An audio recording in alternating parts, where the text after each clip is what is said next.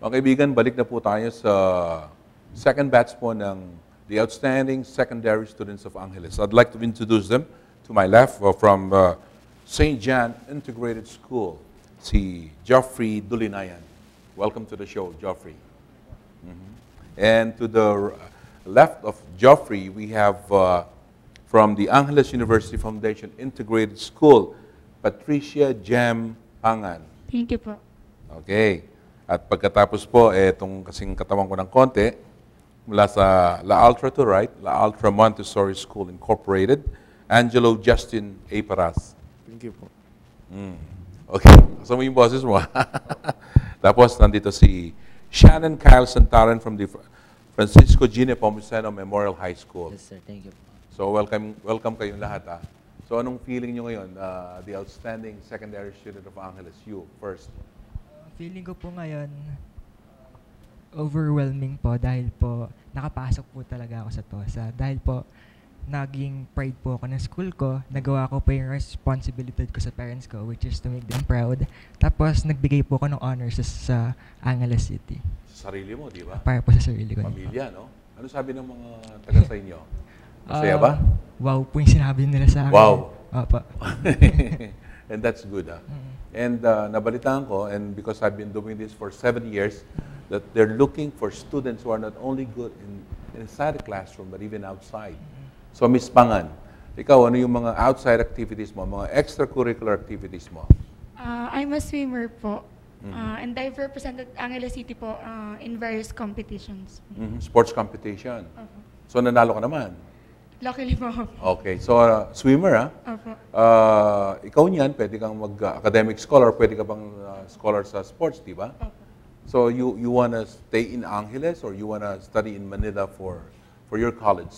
If possible po, magmamanila po sana. Ano naman kasing gusto mong kuhanin? Sports science po. Okay. Importante yan, Alam mo ba, sa mga ibang bansa ngayon, very advanced na, very scientific ang pagpili sa mga athletes nila?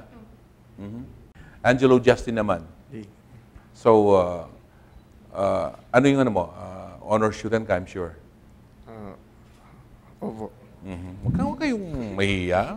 Magyabang kayo ng konti, honor student kayo, tapos the outstanding secondary student pa kayo.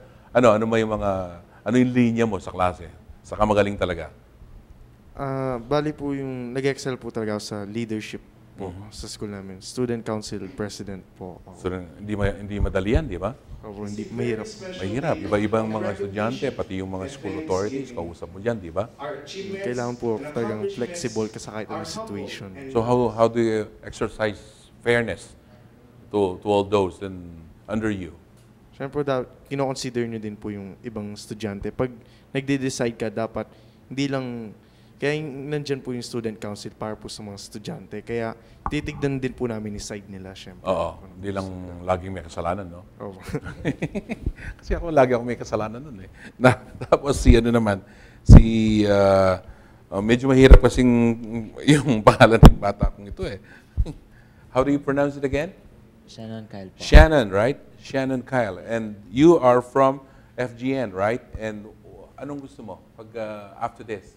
After the 4-year high school course, what do you want to take up in college? I'll be taking medicine, sir. Matagal ka pa nag-aaral, Yes, sir. So you're good in academics. May honor ka bang uuwi sa inyo ngayon sa graduation? Salutatorian po. Salutatorian lang, Tapos outside of the academics, saan ka nag-excel?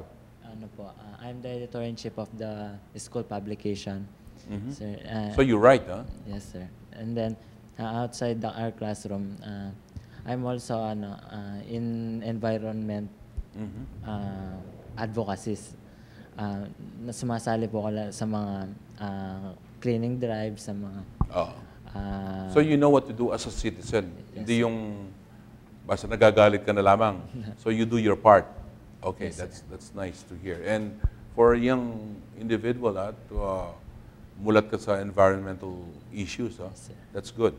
And you, Mr. Dulinayan, ano yung mga participation mo outside of the yung classroom? Nag-join po ako sa mga activities like poster making contest. Are you an artist? Yep.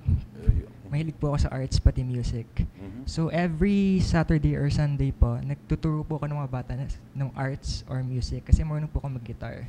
Nagtuturo ka. Apo, kasi po, yung smile po talaga nila. Oo. Nakaka-overwhelm. So, pinakikinabangan ka ng mga bata ngayon, ha? Apo. And that's your, parang yun ang bayad mo, yung may tawa sila, may smile sa kanila. Okay po sa akin yan. Para po, ma-share ko din po yung talent ko kahit pa paano. Hindi ka ba na-criticize growing up? Hindi ka sa music and arts, malambot ito, ganyan. Wala bang nang aalas ka sa school or wherever?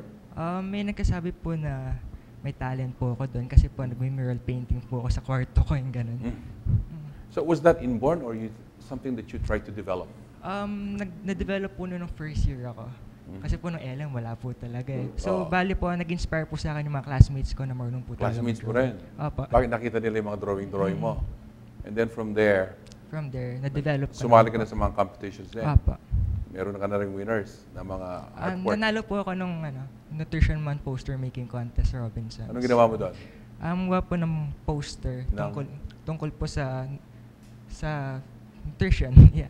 Nutrition? Yeah. Siguro puro pagkain ang dinrawing mo doon. Puro po putas gulay. Putas, okay. O yung ating naman athlete, were you talagang athletic growing up? Actually po, no. Kasi po dati po picky po ako. So pag tumatakbo po, laging dadapa, ganun. So Pero sa tubig, di ka na madadapa. So nung yung papa ko po, nag-abroad po, si mama ko po, in-enroll po ako sa swimming lessons para po yung pang indulgence in... Lumakas din yung katawan mo? Opo. Lalo? Okay. Dati po kasi medyo sakitin po ako. So, saan na yung mga pinuntahan mo mga competitions dito sa... Umabot ka na ba na national? Opo. Furthest I've been po, Palawan, Zamboanga, and Leyte po. So, competition din yan? Opo. So, you brought honor to your school? Yes. Okay, that's good, That's good. Pag di ba, wala bang nang-aalas ka sa'yo dahil masyado kang athletic, ganyan, yan, hiling mo, sports? Wala O takot sila? Hindi naman po. Okay.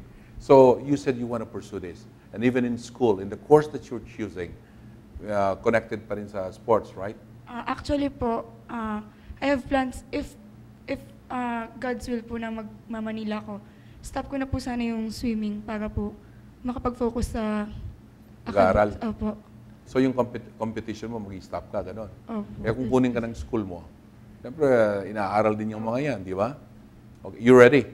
Yes. You ready to dive again? Yes.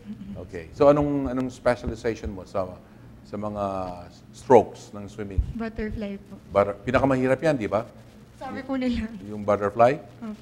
Okay. So, si Doc naman, anong gusto mong gawin? Pag doktor ka na, anong specialization ang gusto mong... Surgeon po. In Surgeon? surgery.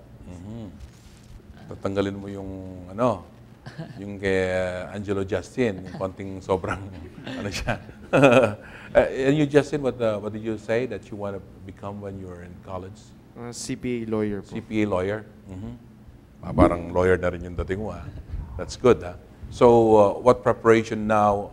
Alam mong, even sa bakasyon, baka yun ang huling bakasyon mo na mag-enjoy ka ng konti, di ba? Pag-aaral mo sa Manila or here? Mag-aaral po sa AUF po. Okay, tapos tuloy-tuloy na doon? Opo. Okay, so CPA lawyer, ayan, okay naman yung eskwela yan for those courses, no? So, ano sabi ng mga parents mo? Bali po yung mami ko din po kasi and daddy ko po, graduate ng accountancy po. Okay. So, parang syempre, proud din po sila na pareho po kami ng gusto. Although di po nila ako pinressure, parang ako lang po talaga yung may gusto. Yun ang gusto mo rin? Opo. So, parang yung inspiration mo rin, galing din sa kanila. So, you are inspiration now to other students, younger than you are. What can you say to this? Siyempre overwhelming dahil po na-fulfill ko po yung dapat kong gawin bilang isang student or citizen ng Angeles City. So, siyempre po, para po sa lagay ko, isa pong malaking success na isa po akong TOSA. Dahil po, makakapag-inspire po ako ng mga students, mga ibang tao. Do you have younger brothers or sisters? May dalawa po akong brothers, si James They pati si feel John. proud of your achievement? Mukhang bibig po nila ako sa school nila. Siyempre, ilang libong mga estudyanteng graduate yan, tapos kayo, one of the outstanding secondary students, ha? Si Ms. Jem naman. Yung naramdaman ko po ngayon, flattered po, at the same time, thankful po. Mhm. Kasi yung parang, to have younger kids look up to you po, parang nakakataba po ng puso. Yung, yung pag po, yung mga friends ko po pinagkakalat po nila na, ay, yung kaibigan ko, Tosa, gano'n yung parang Ilagay ka po- ba sa Facebook? Hindi. Lagay natin sa Facebook yan. Opo. Tapos yung pag-parents ko po, yung sinashare sa mga friends nila, yung parang pong feeling ko po, nasa akin na po ng lahat. Wala na po akong dapat hingin po. At the same time po, parang may responsibility po akong kailangan gampanan bilang isang Tosa po. Okay. Hindi pa tapos dyan, right? Opo. And you know, mas malaking responsibility Opo. mo yan that you are a TOSA awardee, right? Opo. Okay. And Angelo Justin, ikaw leader ka, Opo. Student Council President. Opo. This award that you received, how was it received in your school? Bali po, nung una po, unexpected nga po yung officer in charge po namin yung unang nakalam po. Bali, bigla lang po nila akong shinake hands. Parang, syempre po, unbelievable po sa akin. Are you the first one from your school to ever receive Second this? po. Second, ha? So, But- kukunti kayo talaga. Dalawa lang kayo, ha? Opo. Bali, 4 years ago po yung last TOSA po namin. Tapos, yun nga po, parang finally po, naramdaman ko po yung 4 years of hard work ko sa high school. Parang, yun po, honor po talaga sa akin. Yung And TOSA. Shannon? Siyempre po, naramdaman ko rin po yung mga naramdaman nila. Pero papatunayan ko pa po lalo na ang tunay na outstanding student. So I Sa have to pagbabasa. congratulate your batch. Ha? Simulan natin from the St. John Integrated School. And I know your parents, mga lolo, lola, pati mga kapatid mo, they're proud of what you have achieved. This is not something easy, right? And of course, ang ating athlete, si Patricia Jem Pangan from the Angeles University Foundation Integrated School. Continue your competitions, ha? Kung kalimutan yan, gamitin mo yung microphone mo, ha? Go on with it, ha? Hindi naman lahat magiging athlete, eh. Tapos magaling pa sa klase, ha? May honor ka bang matatanggap mo yan? First honorable mention. Okay, biro mo, ha? You represented your school pagkatapos honorable mention ka pa. First honorable mention. Congratulations. Thank you. And our future lawyer here. Opo. Thank you, ha? Thank you sige. for coming over. Thank you din po. So sa- your parents are proud of you, school and your classmates. Opo. Dumami ba yung may klase sa'yo lalo ngayon? Eh, hindi ko lang po alam. Ha? Hindi ko lang po alam. Okay, sige. And si Shannon naman, thank you, ha? Thank you for coming Yes, over. sir. Congratulations. Thank you. Kayo, individually, then your parents, school, and all your friends. Yes, sir. Thank you po. Have a nice day, okay? Babalik po kami, ladies and gentlemen, sa last batch po, pagkatapos po ng mga messages.